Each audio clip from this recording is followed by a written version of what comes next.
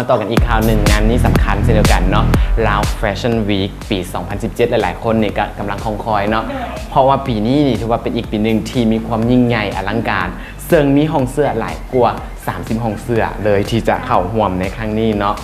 ในงาน Lao Fashion Week ปีนี้เพิ่นจะได้จัดขึ้นในวันที่ 11 หาวันที่ 15 เดือน 9 2017 นี้ใกล้จะมาถึงนี้เลยเนาะสำหรับใครที่ว่ามักในเรื่องของแฟชั่นอย่าลืมเข้าไปร่วมกันแล้วกันสามารถจองบัตรได้แล้วเนาะเข้าไปที่เพจของ Lao Fashion Week ได้สำหรับมื้อทำอิฐเนาะซึ่งเพิ่นจะได้จัดแฟชั่นโชว์ขึ้นในแม่นวันที่ 12 ของเดือน 9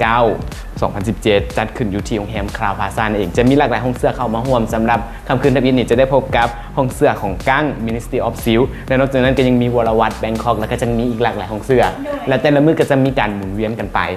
และนอกจากนั้นหลายๆห้องเสื้อที่เข้ามาร่วมในปีนี้มันมีได้ห้องเสื้อแบบระดับเลิศๆทั้งนั้นเลยมาแต่หลายๆประเทศมารวมๆกันแล้วก็มาโชว์ผลงานให้กับ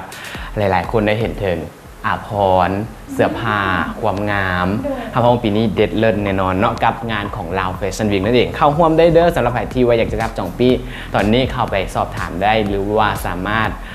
เข้าไปเบิ่งรายละเอียดได้อยู่ที่เพจของ Lao Fashion Week นั่นเองเจ้าแล้วขอพูดอย่างที่เราพลาดงานนี้ครับพองว่าเสียใจอย่างแน่นอนเพราะว่าแต่ละปีที่ว่าเพิ่นจัดมานี่ก็อลังสุดยอดแล้วแต่ว่าปีนี้มี30กว่าห้องเสื้ออีกที่จะให้ทุกคนนี่ได้ไปเบิ่งแฟชั่นแบบเต็มหูเต็มตาอีหลีเจ้าถือว่ายิ่งใหญ่อีหลีปีนี้แล้วนอกจากนั้นก็จะมีผลงานจากยังดีไซเนอร์ถือว่าเรายังดีไซเนอร์ที่เปิดได้เหตุการณ์ประกวดมาเนาะของแต่ละปี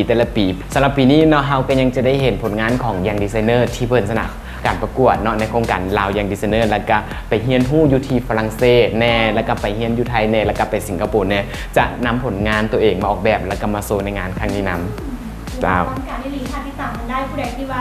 มักในเรื่องการออกแบบแบบนี้หรือว่ามันในเรื่องการเดินแบบดีไซน์ต่างๆที่สามารถเข้าไปจองบัตรหรือว่าเข้าไปเบิ่งกันได้อย่าลืมกันแล้วกันนะสำหรับใครที่ว่าสนใจอยากจะได้บัตรเข้าชมการแสดงอาภรณ์ในครั้งนี้เข้าไปเบิ่งรายละเอียดเพิ่มเติมได้ที่เพจของ Lao Fashion Week นั่นเองเจ้า